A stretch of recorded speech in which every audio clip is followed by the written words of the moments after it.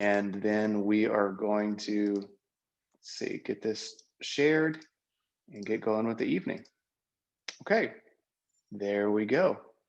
So November tips, and I'm surprised and delighted at how many of you guys joined the call tonight. It's being that it's this time of year. A lot of people say, well, there's nothing left to do with bees really, and so what do we need to talk about? Because it's November, it's getting cold, and there's actually a lot.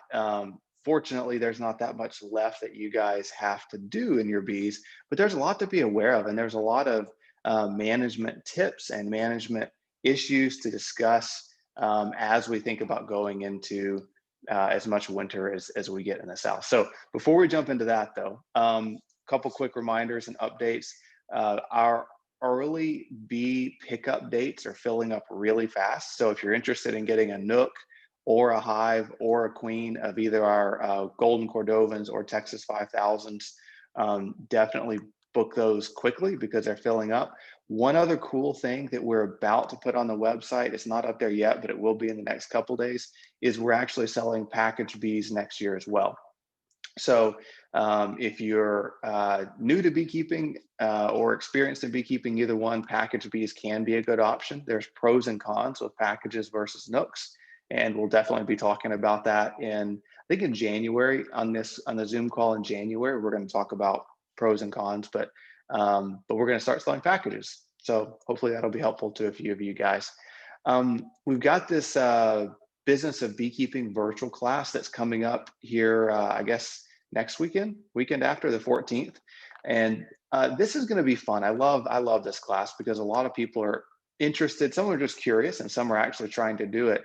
How do we make money in beekeeping? And so how do we take beekeeping and make it into something profitable on a sideline scale, as a sideline job, or maybe even as a career? And so we're going to spend about 3 hours virtually on November 14th, just discussing that and going over different options, different ways, kind of the nuts and bolts. I'll leave lots of time for Q&A. So if you guys want to ask any probing business questions and financial questions, et cetera, then you're welcome to do that. So that'll be a fun class for sure. Our Dayton Huffman location near the Houston area is now open. And of course, our Blue Ridge store in DFW is open as always. And then our Houston area, Dayton Huffman store is open for business. Cool thing about there is they're open Monday through Saturday. So they're open all day Saturday as well. So check that store out and go get some supplies. It's a lot of pretty cool features there. And the last thing is our magazine. And Chari, if you're there and want to share your screen or your video there, I'll let you talk for a second about this month's edition, which came out a couple of days ago. Oh, wow. I didn't think about that I was going to get to talk about the magazine. Awesome. Hi. Sure. Well, I don't have a screen to share, so we're going to look at yours, but this month's edition is very, very good. I love the picture as well. Dodie Stillman's finger with a bee on there. Listen, y'all, this is the greatest publication that's out there. It's got interaction throughout the whole magazine. We've got videos in the page. We've got, matter of fact, my article this month is Forensics of the Hive, which we're going to kind of delve into later on in this program about diagnosing death. But November tips are in there. Our guest writers have written some good articles. We have Michael Kelling out of Central Texas. A lot of you know him, that's done how to make a homemade solar wax melter. And that's just a few different ones. But please get in and look inside this magazine. Once you get in there, you're going to love it. And you're going to look forward to each and every issue each month. Thank you, Chari. And Chari, as you guys know, she does a great job editing that and compiling a lot of that data and writing. So we really appreciate her. Okay, so let's talk about bees, what you guys all got on here tonight for. So I say that in the South, for us, this is when winter actually begins. So this is when we really start seeing a lot of changes in our hives. And boy, I spent most of the day yesterday going through hives here in Texas, and boy, have they changed since our Zoom call in October. So one thing I'm sure you've all noticed right away is just a rapid dwindling of fall blooms. This is it's so much fun going out into the bee yard and taking pictures of flowers that are coming into bloom, showing you guys. Kind of just felt depressed taking these pictures because it was like, okay, here is a bunch of dead goldenrod up there in the upper left. The bottom left, that's the white aster. Different names for it, but it's a white aster that blooms.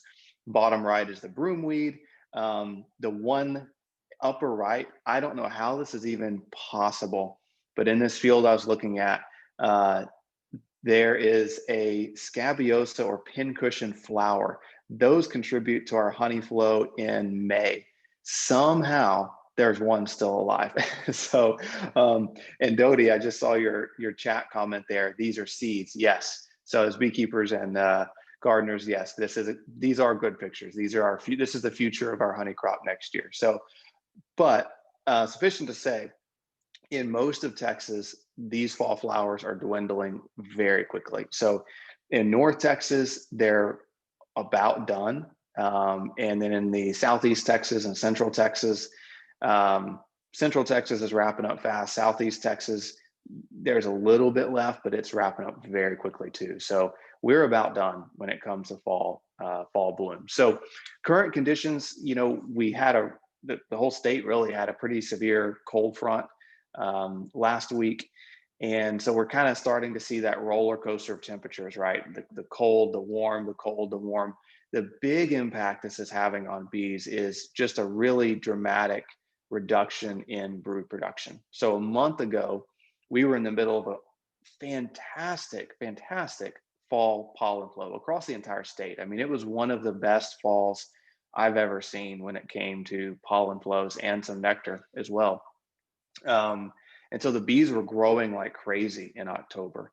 That cold front last week really kind of put a big damper on that. And so the queens have really started shutting down fast. There's still brood in a lot of hives, of course, but it is on the downhill decline quickly. And I'll show some pictures of that in a moment. There's still a pollen trickle. Looking at the flowers, I'm not entirely sure where the bees are getting it, but they're still, the bees I looked at, they're still bringing in some pollen. Not nearly to the scale they were in October, but there's still some pollen trickling in. I expect that to end here in the next week to 2 weeks at the longest. No really major nectar flows going on right now. Next week looks like we're going to get cool fronts again, not as severe, but it's cooling off again. So the hive growth has pretty much completely ended in most areas. So there's still some brood hatching out, but as I like to, November is what it is at this point. It's too late to really get your hive to grow a lot. And we're going to talk about that as well in a moment. This is kind of what I was taking a look at yesterday as I was looking through bees. And this was really common. I saw this a lot. There are always outliers. There's the crazy strong hive that's 2 deep boxes full of bees and they've still got 6 frames, 7 frames of brood. But by and large, I'm starting to really see brood dwindling down. Now, of course, there are instances where that isn't the case, but overall, this is what I was seeing a lot of, frames like this, where the bees are kind of filling in that brood nest with nectar and honey as we feed or as they bring in a little bit more. And the brood is shrinking down to a little bit of cat brood, and that's okay. I mean, that's the time of year we're in. So you should be seeing your hive shrinking down in brood, and that's okay. That's perfectly natural for the bees to do. So the implications. So let's talk a little bit about feeding. And this is, I'm changing it up a little bit because as we talk about winter feeding, there's some new things to be aware of. So first of all, I really recommend, like I did in October, switch to feeding.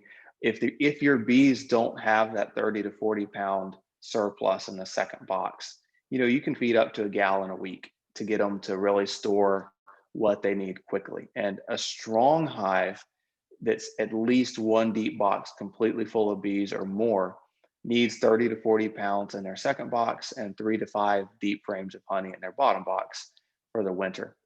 So if your hive doesn't have that, you should be trying to achieve that as quickly as possible before it gets so cold that the bees really stop drinking syrup. So if they're not there, then essentially give them as much food as they'll drink until they do get there. Now, one caveat, somebody brought this to my attention a couple of weeks ago, and I appreciate it, because one important caveat to that 30 to 40 pounds of surplus, that's for a strong hive. So that's for a hive that is at least one deep box completely full of bees, often a deep and a medium or two deeps full of bees. That's the range that they need. So if you've got a hive that is a total of 6 frames of bees, and we'll talk about that in a minute, they don't need 40 pounds in a second box and 3 to 5 frames in the bottom box. So if you got, less than a deep box completely full of bees, they may need, they're going to need half of that. They're going to need maybe 20 pounds in the top box and a couple frames down in the bottom box. So it does vary depending on how strong your hive is. Hopefully that makes sense. If not, then put a question in the Q&A and James and Sherry will clarify that. So I'll throw it on them. Start feeding 2-to-1 syrup instead of 1-to-1. You should have been doing that through October, but if you haven't switched over to 2-to-1, go ahead and do that. A thicker syrup, the bees can just use it more quickly. So they can drink it faster, they can utilize it faster. So it's good to make that switch. And then I recommend using division board or top feeders rather than entrance feeders. The goal this time of year is to get that food as close to the cluster, as close to the bees as we can. If it's in an entrance feeder sticking in the front of the hive, a lot of chilly days in November, they aren't going to be able to get to it. So that was kind of all a review. We've discussed all that. One thing to take a look at is if you have weak hives or hives that are really hungry, there are some better options to feed them. So if you've got a hive that is not really drinking the syrup you're putting in the feeder, so if you've got a top feeder or an internal feeder and the bees aren't really drinking it because they're weaker and they're having a hard time accessing it, or if you've got a hive that just, I'm going to say, that's really strong and has less than 10 to 15 pounds of stores in the hive, so on the verge of starvation, there are some great ways to feed faster to those bees. One option is to provide a couple frames of honey to that starving hive from a different hive that has extra honey. So if you've got a hive that's got 10 extra, 10 deep frames in the top box completely full, so 60 pounds of stores, and they don't need that much, you can take a couple frames of that honey from a stronger hive or a hive that has extra and put it on either side of the cluster in that weaker hive. So you wouldn't want to just put it right in the middle of the hive. I would put it, and I'll show pictures of a cluster, but you open up your box and you can kind of see where the bees are kind of living in the center. So those outside frames, right on the outside of that cluster, put those 2 frames of honey in, and that kind of gives them direct access to additional food if they're really hungry. Another option is the Ziploc Bag Method.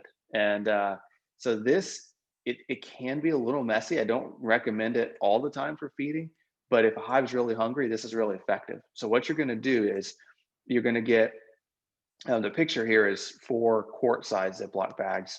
That works. I like doing 1 gallon-size Ziploc bag, but you get a gallon Ziploc bag and you put 2-to-1 syrup in it, about half to 2/3 full. And then you get as much air out of the bag as you can. You lay it down on the top bars of the hive right above the cluster. You put an empty box, like you see in the picture here, an empty box on top of that to give them some space. And then you take like a razor blade and you're just gonna poke or cut some tiny little, maybe 1/4 inch long slits, about a dozen of them, in the top of that Ziploc bag. And it's not, the sugar water shouldn't run out because those slits are at the top of that bag. And the bees will come up, crawl up on top of that Ziploc bag and suck the syrup right out of that bag. So it works really well, surprisingly. And then of course, you're going to put a lid on top of that extra box.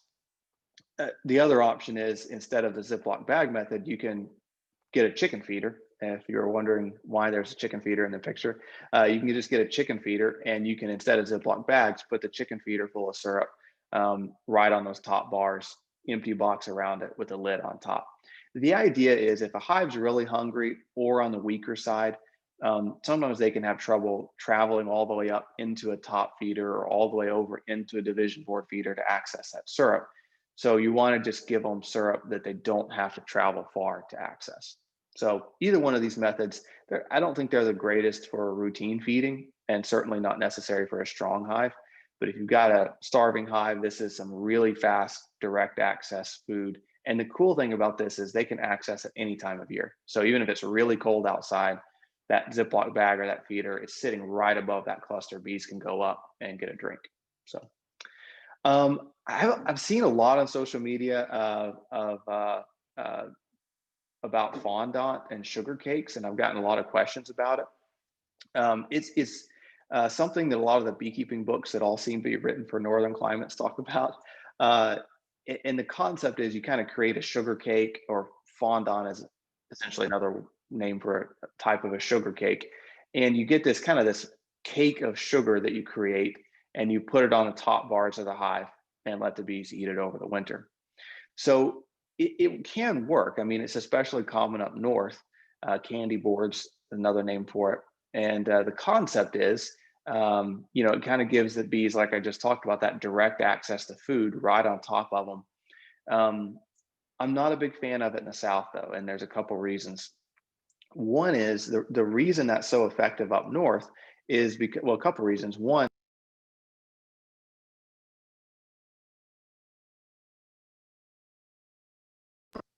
there we go. Hopefully you can hear me. So it can get so cold for so long that the beekeeper can't always access the food, access the bees to feed them. And so that's a problem. And the other issue is that oftentimes the syrup will freeze in the wintertime because it gets so cold up north. So for those reasons, a sugar cake kind of makes sense. In the South, it's rarely so cold that we can't access our bees at all, right? I mean, that just doesn't get that cold here. And then syrup rarely freezes inside the hive because it doesn't get that cold on the outside, and the bees keep it warm on the inside. From the bees' perspective, liquid syrup is much more efficient for them to use, because the problem with a fondant or sugar cake, they have to take that largely dry mixture. I mean, it's got some moisture, but then they've got to turn it into a liquid before they can really use it. And that takes a lot of energy on the bees' part. So when possible, I really prefer and recommend giving them a liquid, because they can drink it, use it instantly, with very little effort, versus this sugar patty that they really have to work to turn it into something useful. So, okay, so feeding pollen substitute, we're almost done. You probably thought you'd never hear me stop talking about pollen substitute, and I promise we're almost done talking about it for a few months, or for several months, really. I recommend feeding 2 1-pound patties during the month of November to strong hives. If you've got weaker hives, less than a deep box full of bees, probably 1 pound over the course of the month is sufficient. The nice thing about November is small hive beetles really aren't much of a concern, because it's getting so cold. The small hive beetles aren't reproducing in these temperatures, and so we kind of don't have to worry about those anymore, which is a bit of a relief. And then you can do open feeding of pollen substitute in December. We'll talk about that in the December Zoom call, but it's not critical. So after November, sometimes we do a little bit of pollen feeding in November and a little bit during cold fronts in the spring. But after November, we're largely wrapping up pollen substitute until late next year. So how cool is that? Varroa, just some real quick notes on here. I don't want to be too repetitive from previous calls, but I recommend doing a final test in November. While the weather's still warm, do one more Varroa test to make sure that you got those levels under control.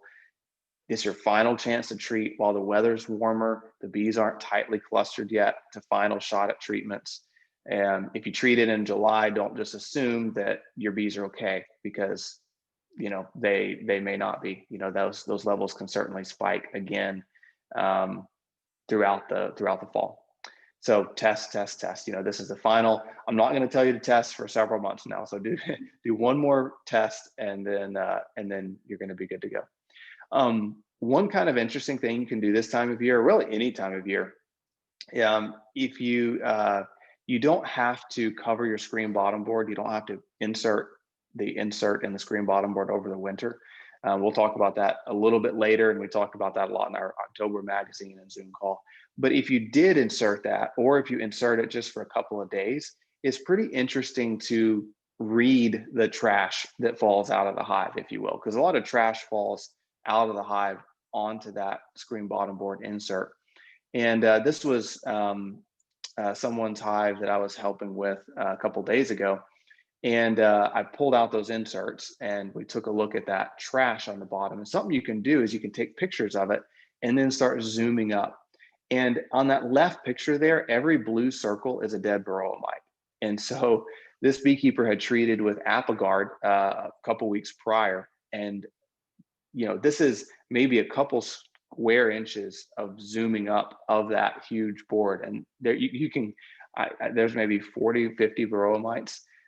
So it was a blessing and a curse. I mean, one good thing is the treatment obviously killed a ton of mites, but that hive had a ton of mites in it. So I'm not really telling you to do anything here. Just if you do have that insert that came with your screen bottom board, sometimes it is interesting to shove it in there for 2 or 3 days and pull it back out. And you know, it's not how you should be testing for mites, but it is kind of a down and dirty test to see, oh, you know, what's falling out of the hive.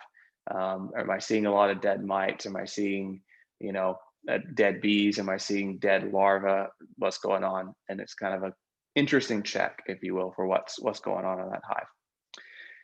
So the other, yeah, Dodie, I think I need to get you on the call. I'm seeing your chat messages pop up and they're all so good.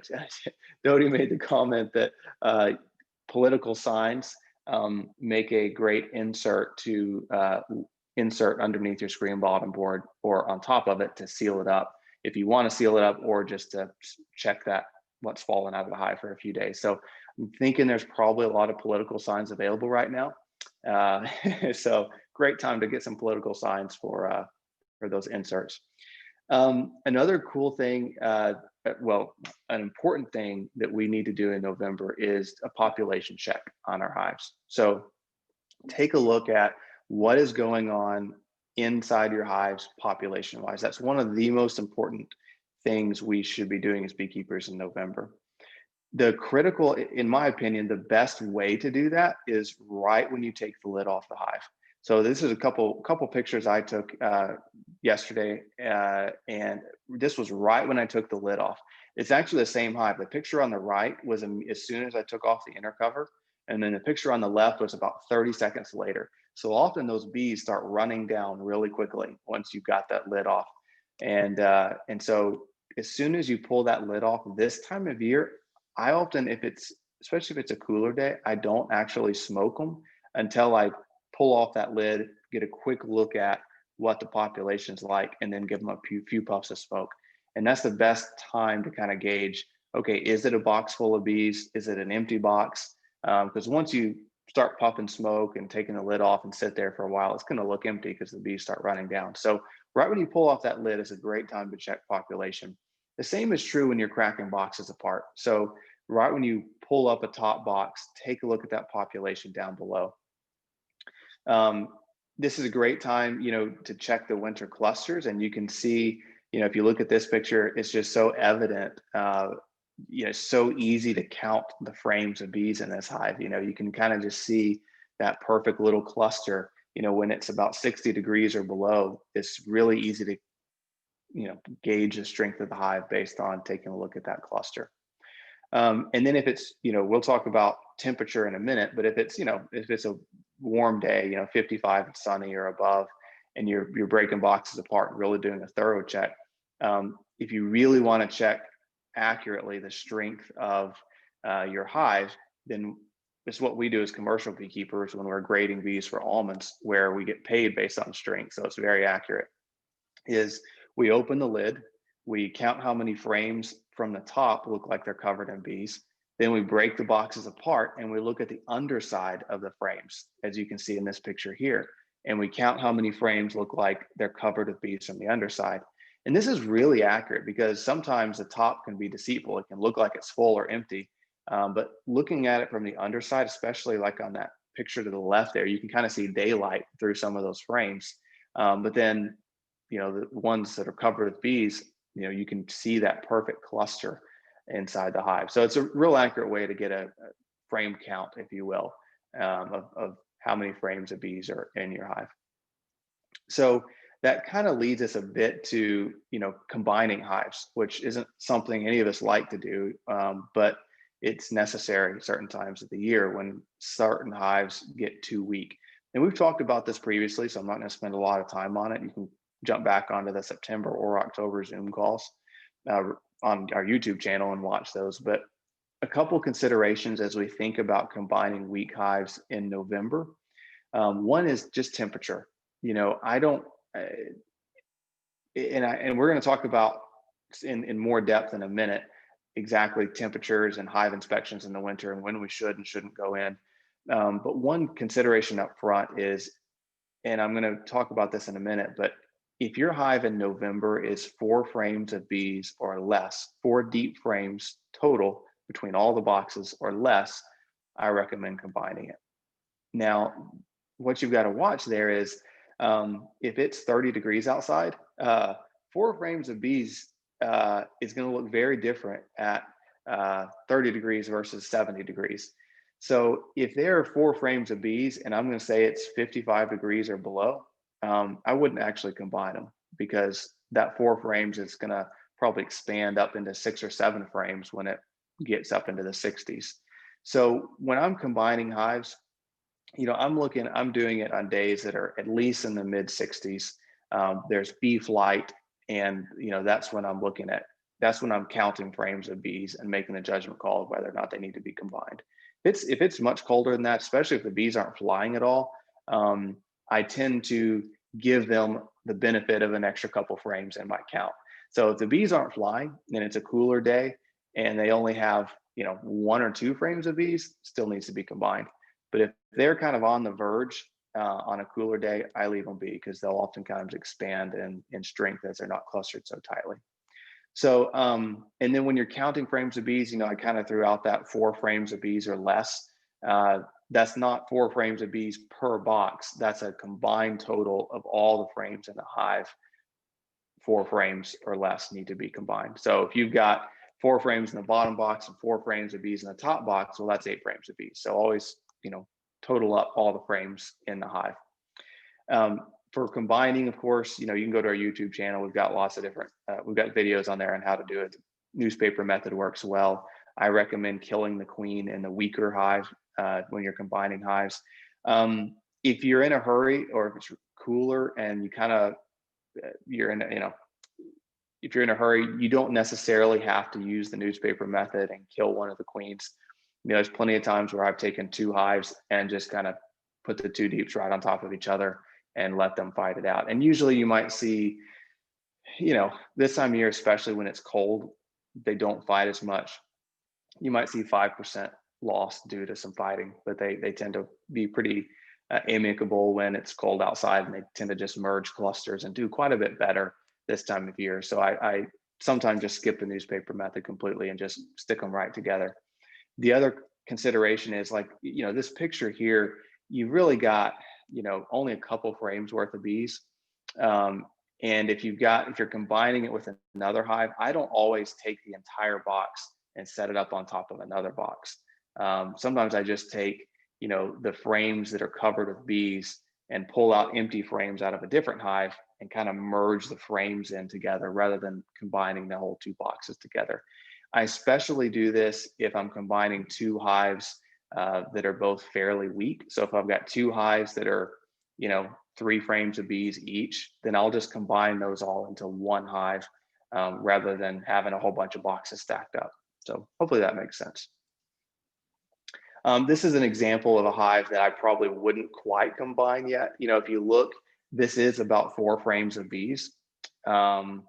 It's about, if you count and look, it's about 4 frames of bees. So, this, if it was 55 degrees and the bees weren't really flying, I would probably not combine that hive just yet. If it was 65, 70 degrees, bees are flying, I'd probably go ahead and combine a hive that looked like that. So just a little point of reference there. This was me combining hives yesterday. So every box you see standing up represents a hive that I combined. This was a yard that we were running an experiment to see how late in the year we can split and how weak we can make the splits to see how quickly they could rebound.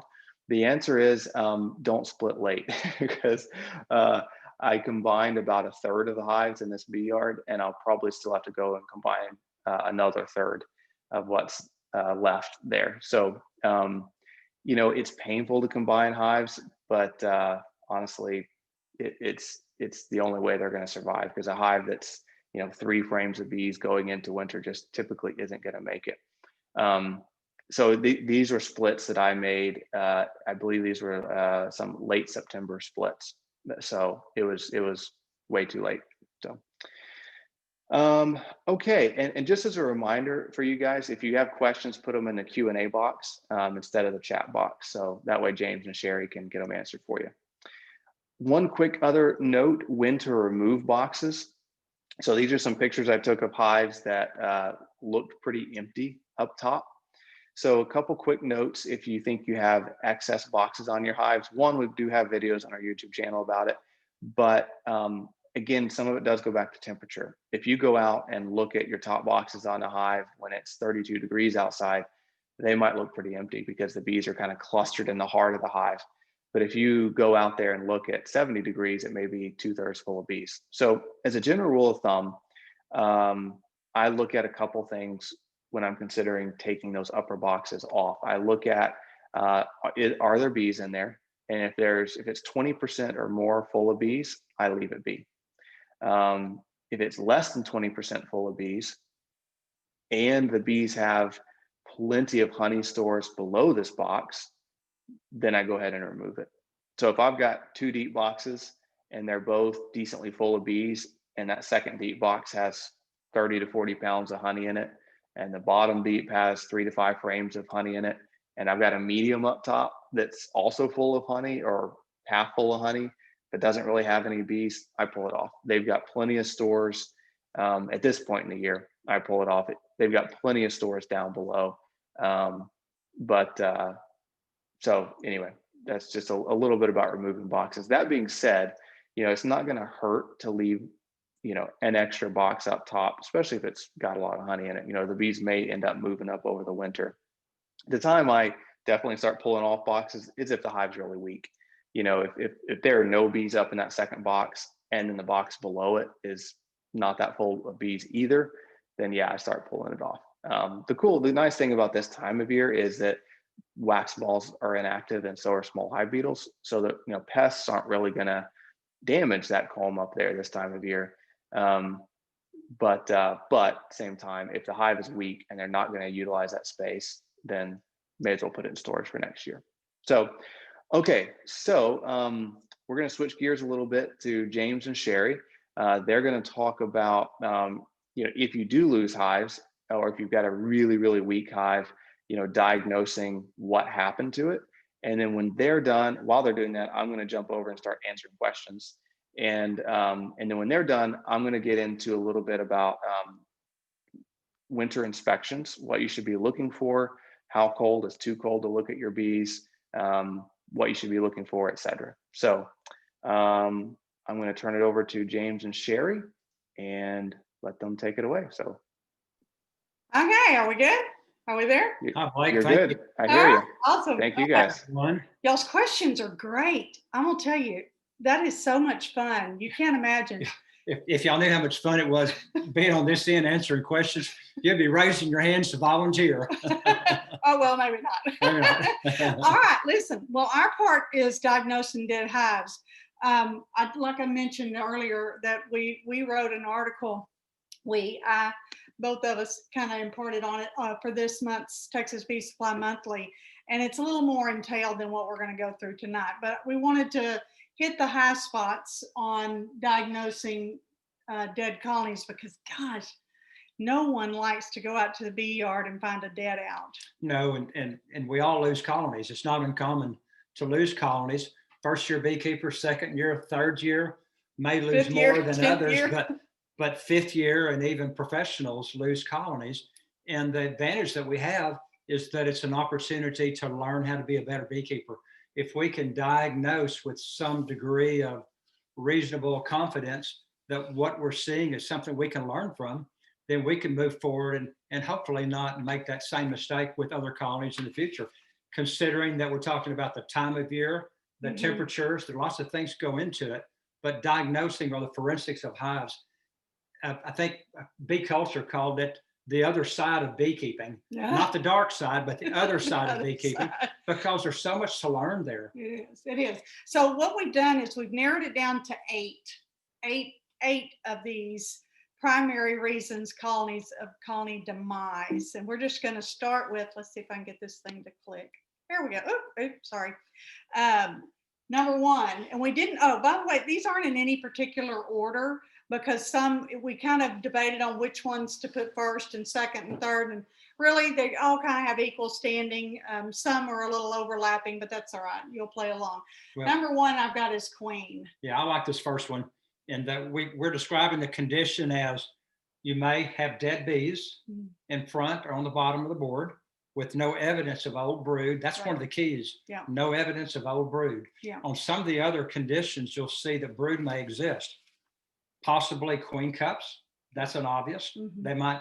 We're not particularly thinking about swarm cells, but we're more so thinking about supersedure cells or emergency queen cells. Well, what ends up happening is late fall, late in the year, that queen that maybe was failing or just kind of getting at the end of her life, she stopped laying as well. So then the workforce started going downhill. That workforce going downhill this time of year can be a real problem. There's not anybody to bring in resources, food for the family. You know, another common evidence of a queen that's been missing for a while is an excessive amount of drone cells. That's Remember, true. we're talking about a dead colony, colonies that have no bees or just very few bees. But if we see that drone cells are placed within the normal brood nest, we know that something's wrong. Something was wrong, because our drone cells go where? They're on the perimeters, supposed to be on the bottom of our frames, in theory, around the edges, or in the just the nasty comb that can be developed in some of the burr combs around the colony. So excessive drone comb. And funny you said that, because a queen that has at the end of her life actually can start laying only drone brood because she may be out of sperm. So this is just a really good, it's all the same, it is. So process. Truly think about their queen. So we're doing diagnosis of death, but all of these I'm going to throw back to being proactive. Keeping a younger queen, keeping that queen good and healthy and making sure she's still viable is a really good way to not have to be diagnosing a death. And another really, really good one is when you inspect your bottom board. Blake was discussing it earlier. Yeah. When you've got excessive wax on that bottom board that are not flakes, but actually are just dry comb, you'll know a colony's queenless without even opening it. So if you have a bottom board that you can be exposed. That's true. Varroa mites. This was the one we battled on, was queens first or Varroa mites, because they really are linked when you think about it, because good queen genetics will help take care of Varroa mites. Varroa mites are our number one issue dealt with in beekeeping. It's how many times, everybody raise their hand, how many times have you gone to a seminar or a bee club and you've heard of Varroa mites? We don't want you just treating blanketly to just because, but you definitely want to know that could be the reason a colony died. It's going to be kind of maybe not even obvious if it's been very long. Those indicators may be gone. Kind of typically maybe a slow death. So if you're doing good hive inspections, you might not be able to, you might be able to thwart that before it happens and you're doing a diagnosis. If we catch a colony that has died from Varroa mites quickly, right at the end of its life, maybe the colony ended up absconding or just leaving because of the parasites that are available within the colony. We might see the typical things of dead bees, of deformed wing virus and such.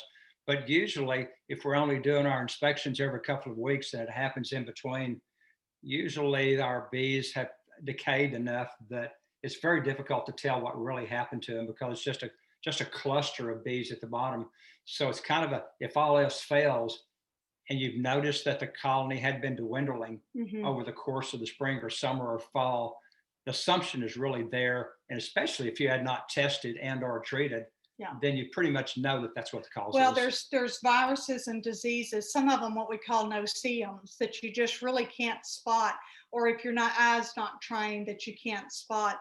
One thing I really liked, and I want to make note, James made note of it. In 2007, beekeepers were polled in what was the #1 cause of death, and they put starvation Of their colonies. of their colonies. And in 2019, same poll, same question, and guess what? It was Varroa mites this time. So we've come a long way. I think more of anything because we're more aware of what is killing our colonies. And Varroa mites, absolutely, no matter what you do, learn how to test. Test. We've got these wonderful little Varroa check kits that are easy peasy. Don't let that intimidate you. It's only hard the first time, maybe the second time, but the first time mostly. So that could be a cause of death. Varroa mites is probably That can be. So that's one of the ones number where one. we're conditioned at the time of inspection or the forensic can be tough. Yeah. But being a proactive beekeeper, you've known that something was up for Yeah.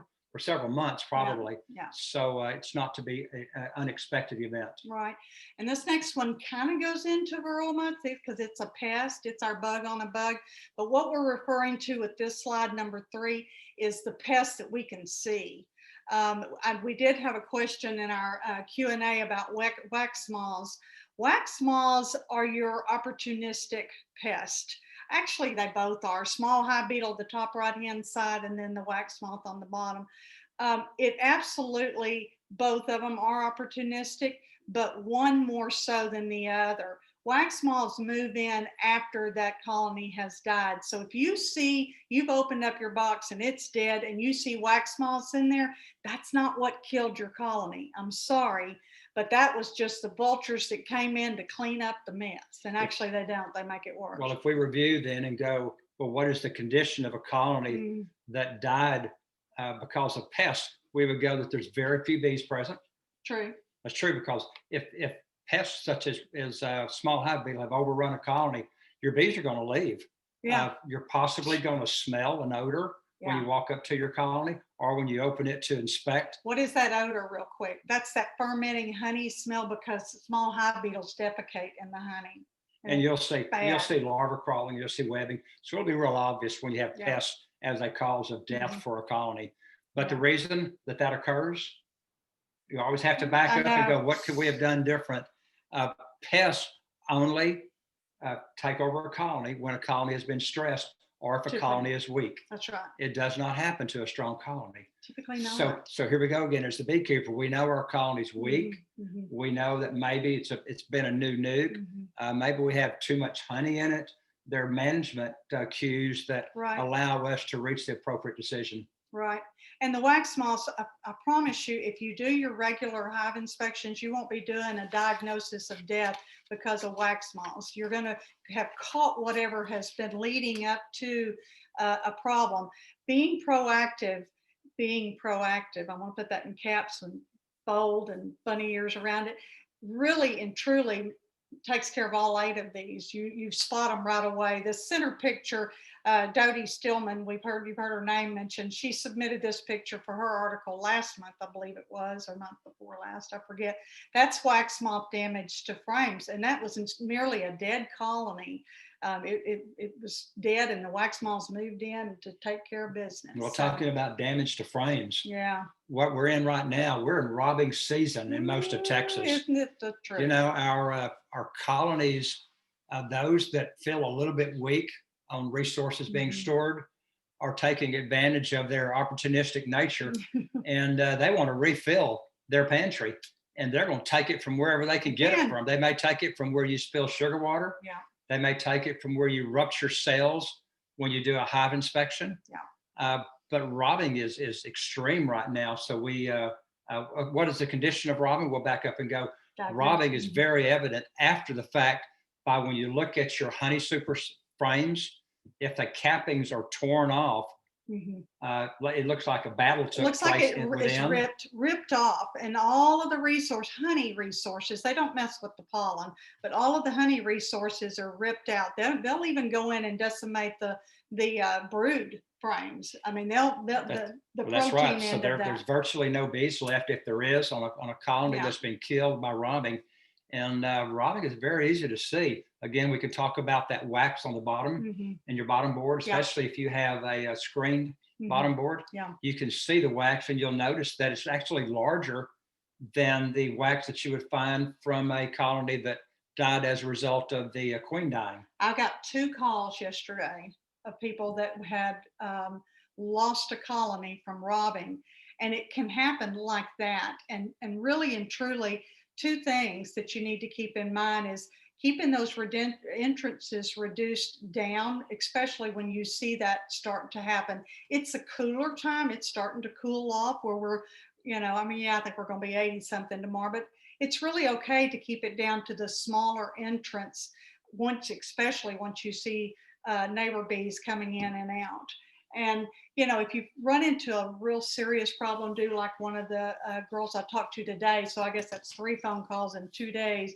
Had to throw a sheet over. And I know Blake mentioned a while ago about Boardman feeders, those entrance feeders. Get them gone. That was the problem today. The friend that she had a Boardman feeder, and those bees were robbing that same hive that she had a problem with last week. So really and truly, you don't want to be diagnosing death from a robbed out Well, colony. some people use Boardman feeders very effectively, They do. but it needs to be a very strong, stable apiary with the colony populations reasonably the At same. certain times of year too. But they are prone to robbing. Mhm. And what was the condition of a robbing? Mhm. We had the torn wax cells. Yeah. We didn't mention dead bees, but there's a massive bee kill Oh, there is. when that occurs. The queen gets killed. Mhm. Matter of fact, in my opinion, she's one of the first ones to go because we've interrupted robbing in the past. Mhm. And the queen would be dead, and there would still be roughly half the population doing Mhm. battle, but she goes quickly. They're taking So it out. odds are Mhm. she's there. If you catch it quickly, then you'll find her as well. That's true. Very good. Number 5, swarming and absconding. And everybody chuckle with me. This is a picture of James standing in a swarm that was happening at our house where we used to live. That he was just standing in the middle of it. He said, anybody ever been in the middle of a swarm as opposed to storm? I think he was having more fun than the bees were at that moment. But swarming and absconding absolutely can kill a colony. You basically don't have any of your condition. What you find is no evidence of bees, and your quality resources are gone. The honey is gone. That means that those bees took half the bees and left with your honey, your old queen, and left back a handful, and maybe that daughter queen that the original queen left behind to take over, maybe she didn't get mated, or when she was out being mated, she died.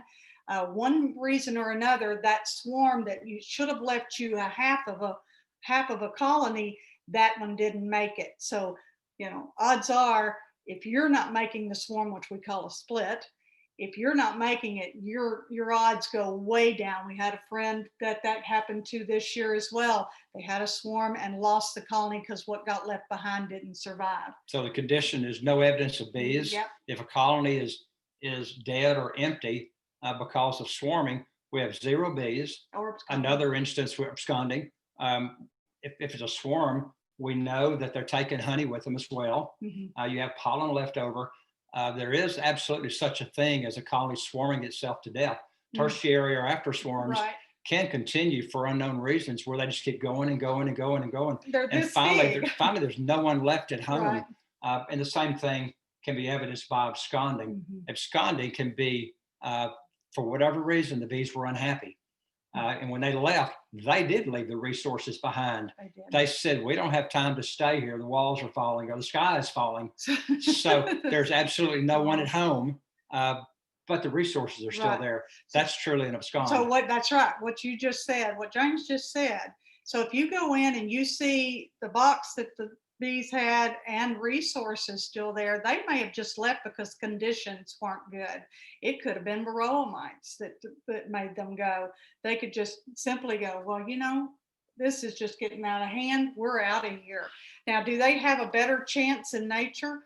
I promise you, no, they don't, especially if that was the reason that Well, they left. true, depending upon the condition of the Yeah, colony. yeah. And another one that falls into line, which most of us have heard about, is CCD. That's Yeah. not part of our program tonight, but Yeah, that would be similar to an abscond, except you still Kind of. have some nurse bees there, yeah. and the queen is And the still queen. present. Yeah, Oddly enough, so that's just a research different that. one.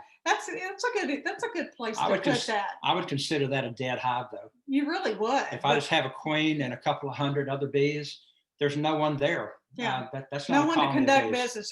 That's not a colony. That's No. right. There's not an ecosystem going there. Research more about colony collapse disorder. I think it's very interesting because it does just leaves a few nurse bees and the queen, but all of the foragers have gone. Very Let's do this. interesting. The next one before you turn it. Let's Okay. do condition. Dead bees head down in cells, may or may not have stored honey in the What could it colony. be? Everybody raise their hand. What happened? Everybody knows. We're going to say starvation. Yeah, this I don't like this picture, but it's a very good sad visual on what a starved colony looks like. Basically, what you're seeing there is the bees have just been down in there trying to get the last little bit of honey that they could find to try to save their lives. That's sad. Whose fault is that? It takes a lot of stored honey It for a does. colony of bees to overwinter. Yeah. And depending upon where you live, what the weather conditions are per Mhm. year, Mhm. a colony of bees, the bees have to be able to move to where the honey is Sure. in cold weather to be able to survive. Yeah. If you think about a top bar hive, if you've got all the honey on one end and the bees are all on the other end, Mhm. and as they're working the wrong direction, they can be working themselves away from the honey. We've got to make sure that our honey is proportionately placed That's right. so our bees can move towards it in our box directly above our brood nest, Mhm. not on our frames 1 and 10 on a Langstroth or 2 and 9 only, Right. but make sure that our bees are in place, or our honey's in place. But here's our absolute proof positive. Those bees were down there licking every ounce or every millimeter or whatever it may be Of honey. of honey out of there, kind of like when I'm eating a jar of peanut butter. Or his honey jar. Well, I want to make sure, don't want to get past it. Something you said spurred my memory on that. In this month's edition of Texas Bee Supply Monthly, Lauren Ward, we all love Lauren. She's a great beekeeper, very well known in the beekeeping circuit. She did an article in this month's magazine called The Temperature Dynamics of the Winter Cluster. And one thing she talks about is that the resources really need to be close to that winter cluster in order for them to move to get to it. They'll starve if the resources are too far away and they can't break cluster. Let's say it's really cold in Texas for whatever reason, we really had a cold snap and they can't break cluster. They could starve before you know it, just because they cannot break to get over to that and bring it back to the actual working part of the colony. I think something else that we as beekeepers might tend to overlook, and that's when we feel like we have a sufficient supply of honey in place, but we go through a period of really bad weather, not necessarily cold, not necessarily rainy, but a combination of events where we know our bees are not flying. If we think about it, if our bees are not flying, then they're living solely off of what their pantry is, what their resources are. And if this occurs over 3 days, 4 days, 5 days, 6 days, and you had 20 pounds stored honey, how much are they going to consume in 1 day? Quite a bit. So it's up to us to be the monitor, to be that electronic scale that's actually human, that goes out and actually looks at our bees. How are we doing? Do we need to supplement? And not get caught up in this condition, because a bee starved is a bee starved. Yeah. That colony dies like that. There's nobody left. That's right. And bad weather, I'm glad you said that, because bad weather will keep them at home. And especially, well, even in spring, truly, because if it's been raining, then all the pollen is wet and they're not able to actually, that static electricity that works so well to gather onto the hairs on their bodies, it's gone. That goes away if the pollen is wet. So really think about the conditions outside. If you don't want to be out playing outside, then the bees aren't flying outside. So think that through. We do, and here I keep going back to the magazine, but James and I did a little quick video in the magazine about checking for honey stores during winter. Take a peek if you get a second to look at that. Let's do another question. Okay, before I flip the slide. Before you flip the slide, let's say the condition is we have mold on frames. Okay, We have a damp bottom board. yeah, Maybe we have dead bees on the bottom board kind of stinks. with water on the Yeah. bottom board. Say it's a solid bottom board. Yeah. You know, solid bottom boards can catch rainwater. They can. What's another condition we could be looking at? Can I hear anybody? Could be moisture. You know, do you remember back in school, for some of us, that was a long time ago, but there was, we made terrariums, and terrariums, we would block this, have this container, and we would plant plants in there. It was warm inside, and of course it was a little cooler outside, so it rained on the little plants and it watered the little plants every day. Well, guess what's happening inside your colony if you don't have some ventilation or some airflow in the middle of winter when it's nice and toasty warm, because that temperature dynamics of that winter cluster, again, it's going to be nice and toasty in there. But what is it outside? If it's 30, 40 degrees, that's cold outside. Warm inside, what does that create? Condensation. There we go. We say that bees don't swim, and bees are not very good swimmers. They're not. Bees actually drown. Well, I've seen bees die in a colony because of excess moisture. Yeah. Condensation kills bees. That's right. A lack of ventilation. We had a question this evening about ventilation where they thought they were doing everything right, but their frames were moldy. Mm-hmm. Their bees were not consuming the sugar water present. So what was the sugar water doing? It was just adding additional moisture to the colony that was already suffering. Moisture is easy to diagnose. It's just really amazing how fast a colony will succumb to too much water. I will. You know, are your boxes leaking water? I know sometimes we like to think that, well, that's just a great an additional entrance. No. Well, that is, as long as it's not raining. Right. So don't let your bees get wet, because moisture is huge in diagnosing a colony. If you look inside, see mold and mildew. If the bees are still there, do something with those frames, dry them out, replace them, get them out of there, put that frame in a stronger colony, remove it if it's too nasty, but don't leave it there, and because it's obvious when a colony goes down because of moisture. They want a nice dry home, and if it's really nasty, they're not going to live there. That could cause absconding as well. You know, boxes age. I think typically we say boxes last about 5 years, but ours last longer. And you know what? This gentleman right here goes out, and it's dead of winter, cold as all get out outside. What are the bees doing? They're clustered. He's painting the outside of that box. Do that, and your boxes will last much, much longer. Just keep them painted year after year after year. And ours last well into it. We've got several boxes that are years and years old. But let's continue this little theme. Number 8, the last one. Oh boy. And let's do a condition. Okay.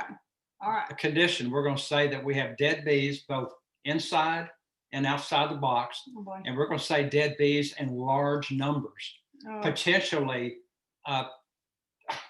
thousands and thousands and thousands, depends on how strong your box was. Yeah. Atypical symptom is tongues sticking out. They're not sticking out because the bees were starving. We know now that that's not the case. Can I? Absolutely. Go ahead. Y'all ready? Poisoning. That's a very unfortunate. I got 2 other phone calls, 2 very good beekeepers. Got this phone call yesterday. Good beekeeper, booming colony 2, 3, 4 weeks ago. Booming colony goes out and sees this. Pesticides, fungicides, herbicides. Our bees will forage over 3 miles, and we can't control where our bees go or what our neighbors are using in their lawns or lawn services. Lawn services this time of year are winterizing yards. And I've heard, don't know for sure, but that could be a problem. So just know that if this is what you saw when you went out, it's very possible that it was pesticide or herbicide or fungicide poison. Can those bees that are laying there, can they have Varroa mites on them? Yes, they can. Sure. If it just recently occurred. Mm-hmm. Can those bees have deformed wing virus? Can they have K-wing? Mm-hmm. Absolutely they can. But they didn't die in large numbers like that because of Varroa is a massive kill. Remember, Varroa is a very slow kill.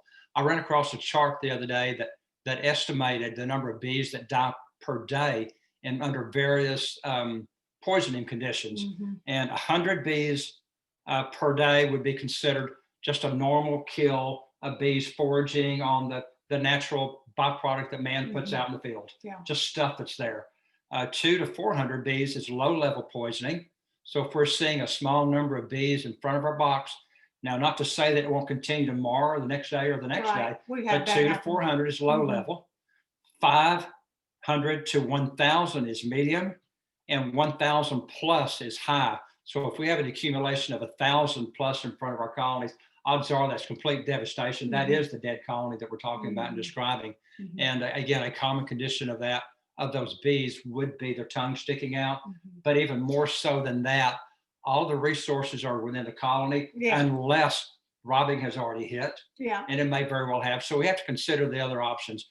But poisoning is occurring more than a lot of us would care to admit, and that especially low level poisoning. Mhm. I don't think that, I mean, and I had asked a couple of the beekeepers if they had seen tongue sticking out, and half the time in this type of pile, if it started to degrade at all, you're not being able to spot that. So you may or may not see tongue sticking Yeah, out. and the tongue sticking out is not exclusive It isn't. to poisoning. You know, there's I think other conditions. acute Bee bee paralysis paralysis, I could think do that that has as another well. condition. One- So it's just something that's an indicator. One thing that in a conversation that I've had is that if you've got a large kill, but you're at that medium, low to medium stage, then you might be able to save that colony. You might walk out and see this or see half this. Let's say you see half this, but there's still bees inside.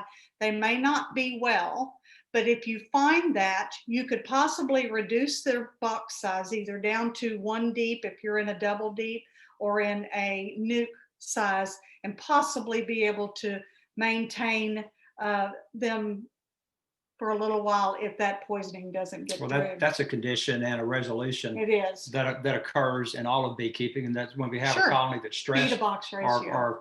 are having a very difficult time.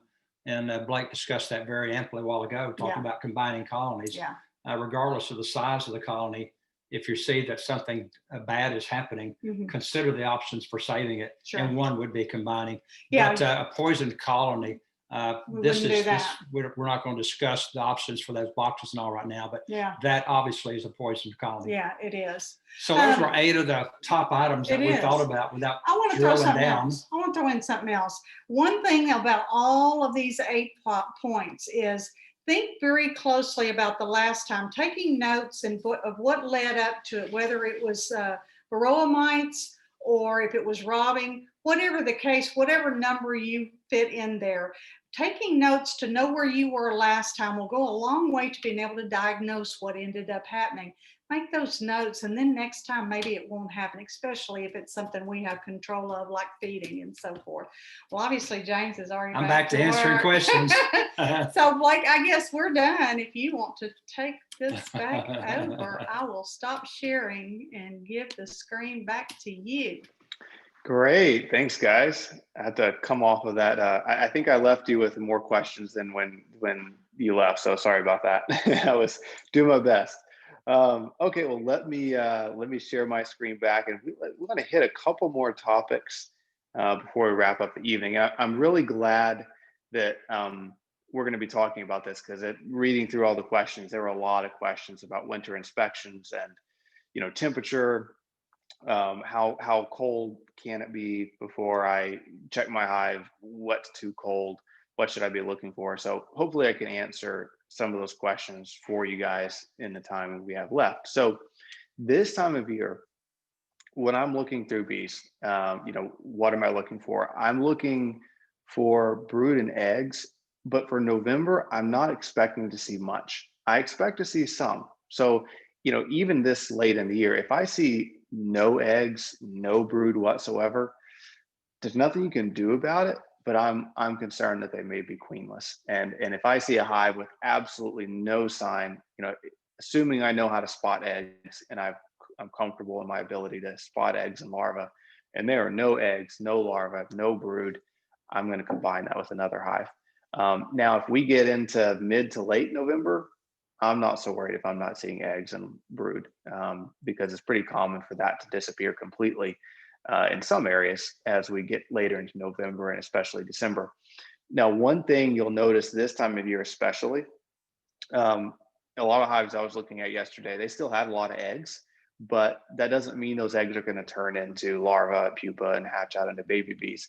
Oftentimes, when there's still some resources trickling in, the queen will still be laying, but the bees will be cannibalizing those eggs and larvae. Or typically, they won't even let them get to larvae. They'll cannibalize those eggs because the bees know it's just too late and they don't have the resources to continue rearing that brood.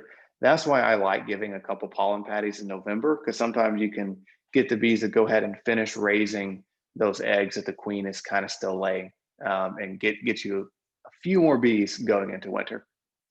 Pollen stores, I'm seeing if they've got pollen stores. It's not critical. As the later you get in the year, you're not going to see as much pollen stores, but whatever pollen they have stored is what's going to help them start rearing bees in January, late in January, when they start rearing again, before pollen starts coming in, depending on where you are. So I like to see some pollen stores in my hives, and that tells me, hey, they can start laying in mid-January and start rearing brood in mid-January before any flowers start blooming. If I don't see that, if I don't see any stored pollen anywhere in my hives, in November and in December, it's okay. They don't need pollen really much this time of year because they're not raising brood. But I may be more apt to give them a pollen patty in mid-January to kickstart them raising new baby bees. November, when I'm checking them, I'm looking at pollen patty consumption. I'm making sure they're eating that pollen patty, that it's not getting too hard. If it gets really hard, I might swap it out for another one. And then, of course, like we talked about earlier, a really big thing I'm looking at is just population. Are my bees growing?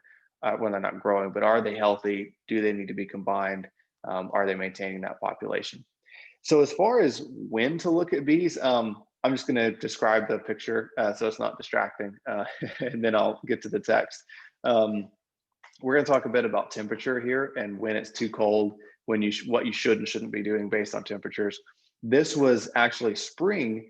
It was in mid-March, several years ago now, and we had a late spring cold front where it was in the 40s during the day, and we had hundreds of queens coming in the mail, and we were supposed to be doing splits, but it was in the 40s, and we said, even though it's so cold, we've got to do our splits because we got all these queens coming in. So we put up this 3-sided tent around each pallet of beehives, and you can see a little propane heater in there blasting heat at the hive. And then when we finished splitting this one group of bees, we would pick up the whole tent and move it to the next set of bees and keep splitting. It worked so well. I mean, we've never had to use it since, but I mean, that little heater in that enclosed area, it would be 65, 70 degrees right around that pallet of bees, and we just kept on working. So sometimes you have to get creative if you've got to work bees, but most of you probably aren't in that position. And all those bees you see up at the top of the tent, whenever we found a hive that needed some extra bees, we would go and scoop them off the tent and put them into that hive. The bees would fly out of the hive and then fly out of the tent and realize how cold it is, and then they'd start clustering together to stay warm. So anyway, not a relevant picture to what we're talking about, but it's just kind of a fun one. So as far as looking at bees, so I kind of jotted down some guidelines that I kind of live by when I work with bees. If you're going to be in your hive less than a minute, so if you're just cracking that lid or cracking the boxes apart, feeling how heavy they are, what the weight's like, checking the cluster size real quick, or maybe you're just really quickly refeeding a feeder or throwing a pollen patty in there. So if you're going to do an inspection that's a minute or less, and you're not pulling out frames, then I would say don't do an inspection if it's under 32 degrees. So make sure it's above 32 degrees, above freezing.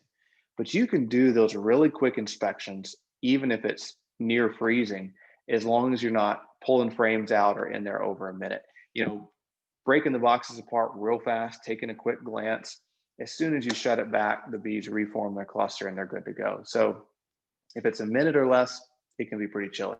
I've worked bees in the snow before, and again, less than a minute per hive, we were just cracking apart, taking a quick look, maybe feeding really fast, and the bees do fine. If you're going to be in the hive more than a minute and you're going to maybe pull out a frame, maybe to do a mite test or just to quickly look at brood or something, just make sure it's sunny and above 40 degrees. If it's sunny and above 40, pulling out a frame spending a couple minutes in the hive, it's okay. You know, they're going to reform that cluster. At 40 degrees, bees can fly. At 40 degrees and sunny, if a bee flies out of the hive, she can make it back in typically. So if you're pulling out several frames, you know, if you're actually going to go through the whole hive and do a more thorough inspection, and you're going to be in there several minutes, make sure it's at least 50 degrees or above and sunny. And in that case, the bees are going to fly out and fly right back, no problem. They may not be naturally doing a lot of flying, but at 50 degrees and above and sunny, they're going to be able to, you know, whatever bees land on the ground or fly out, they're going to make it back in, no problem. So one other quick caveat to all that, I really recommend working bees several hours before dark to allow the cluster to reform, and any bees that fell out of the hive or flew out of the hive to make it back in before it gets really cold. Because it's not uncommon, you know, we'll have days that are 50 degrees and sunny, and that night it's going to be, you know, 30 degrees or in the 20s and get really cold. So you don't want to look at that hive at 4:30 in the afternoon, break the cluster apart, have bees on the ground, have bees flying out, and then 30 minutes later it's dark and it's getting cold. So ideally, look at the bees, you know, early afternoon when it's warm, but bees have plenty of time to make it back to the hive, to reform that cluster, et cetera, to kind of reconvene, if you will, before it gets cold. As a side note, it's always better to look than not. A lot of people are afraid to hurt their bees, and they don't look at their bees when it's cooler. But it's way more dangerous for them to run out of food or have too high of a mite count or. So it's better to check them. The cold, if you follow these principles, they'll be just fine. It's better to check them than not, because if you don't check them, and they're way more likely to starve to death than die because you cracked them apart and checked them real quick when it was chilly outside. So bees handle cold quite well, better than they do heat even. So check them when they need to be checked. Just follow those principles. And then, you know, these are just some examples of what I often do, even if it's near freezing. You know, I'll crack the two boxes apart, check the cluster. The far right picture, it's just opening a lid real quick, checking the cluster. If you open a lid in the wintertime, it's going to break apart all the propolis and all the beeswax. And so you may just want to keep a brick on top of the hive, because once you break all that propolis open, if you have a really windy night, you don't want the wind blowing the lid off before it warms up and the bees kind of refasten that lid down. So just throw a brick on top to keep it from coming off. But those quick checks, you know, no problem. One more fun picture for you, just for the fun of it. This is us working bees in the springtime. You know, the springtime is often when we absolutely have to work bees. And I know this doesn't apply. I fully appreciate that for most small scale beekeepers, but commercially, sometimes we have to work bees in conditions that aren't ideal. But the funny thing is, bees are really, really good at looking for heat sources. And so they're pretty good. You know, I think this was 2 years ago, and I believe it was about 50 degrees outside. So the bees would come out and they'd fly around, and most of them would fly back into the hive. But after working bees all day, you end up with these clusters of bees all over your body because they feel the warmth and they head there. And, you know, for a non-beekeeper, this would probably seem incredibly insane, but it's actually really nice. It's like you have a heat pack on your body on a chilly day. You can kind of just feel this heat on your shoulder and this heat on your back. And it's kind of nice. And then at the end of the day, you know, we find a hive that needs bees, and we bend over and somebody brushes all the bees off into a weak hive. So a little bit of meaningless trivia for you there. Okay. One last note here, how often to inspect your bees. So, you know, this time of year, we're kind of going into the off season, if you will. And so this is the calm before the spring storm. And so 2 times per month at the most, November through January is what I recommend. For November, you know, you're going to be adding pollen substitute. You're going to be checking the cluster size. You're going to be feeding if they need it. But relatively quick checks. You know, December, you know, my hives here locally, assuming everything was okay with them in November and they had the food stores they needed, et cetera, you know, I'll probably go out and check them once in December, you know, and I'll just check the weight really quickly, mostly just to satisfy my own curiosity, because I can't stand just to not go out there at least once in December. It's kind of you hear a lot of beekeepers say this, that there should be a rule that nobody should look at their bees from Thanksgiving to New Year's, because somehow they always look worse in those months because they cluster so tightly. And then January, it's like all of a sudden they start growing and that cluster starts expanding and the queen starts laying and they start looking better. But December, I might look at them one time, and January, maybe once before mid-January, and then late January and February especially is when things start kicking into high gear, and we've got you covered. We'll talk about that all during our January Zoom calls. But December, maybe once, January about twice, so pretty infrequent, really. Just a final thing here, this winter preparation checklist, we've kind of covered all this tonight, but make sure those entrance reducers are on if you're going to use them. 30 to 40 pounds of stores on those really strong hives, 3 to 4 frames of honey in the bottom brood box, mites under 200 per 100 bees, combined hives which have 4 frames of bees or less. Keep the pollen patties on through November.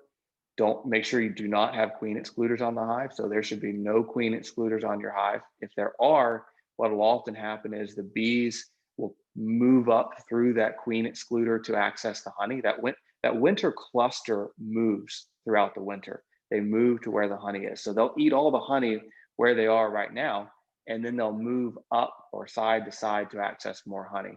So if you have a queen excluder on and the cluster moves up to that queen excluder to access the honey above it, the queen gets trapped below and she freezes. So queen excluder should be off. And then either, you don't have to cover screen bottom boards, but block up the sides of the screen bottom board so that cold wind can't blow up under and into the hive. So make sure you've got those things done, and hopefully that means that you're in good shape. So couple quick housekeeping things. You may be wondering, what on earth are we going to talk about in December? We're going to talk about open feeding, pollen substitute. We're going to be talking about current conditions. And then we're going to be probably getting into some product of the hive type things. I'm thinking about talking about making creamed honey, or making some things that, we'll probably talk a bit about bottling honey. And we really, in these, try to really just focus on practical beekeeping and not get off on other stuff. But we may get into a few other offshoot type topics in December, because there's not as much to do with your bees. But we'll definitely talk about everything that's going on in current conditions in December. If you have suggestions on what you'd like to hear, shoot us an email to help@texasbeesupply.com, along with any beekeeping questions that you've got, and we can certainly include that. And then January, we're really going to be getting into beekeeping hot and heavy. And we're going to continue these Zoom calls. We kind of started them because of COVID, and we couldn't have the one-on-one interaction with everybody. But they've been way more popular than we ever expected. So we'll continue these, COVID or not, through the next year and maybe forever. So don't forget to check out our YouTube channel. And then if you have any questions, let us know. And then we will be sending out in a follow-up email to all you guys the registration link for December's call, a link to a recording of this video. We also put this video on YouTube every time. All of our monthly videos go to YouTube. Links to any products or videos we mentioned. And then, of course, we'll link to the latest edition of our Texas Bee Supply monthly magazine. So with that, if you have any questions left over, feel free to put them in the chat box. We'll hang around for 10 minutes or so to answer any questions that we didn't get to. And with that, have a wonderful Thanksgiving, and I'll let you guys go so we can all go see if we know who's president. So thanks for the break from that, and can't wait to see all you guys in December. So have a great Thanksgiving, y'all.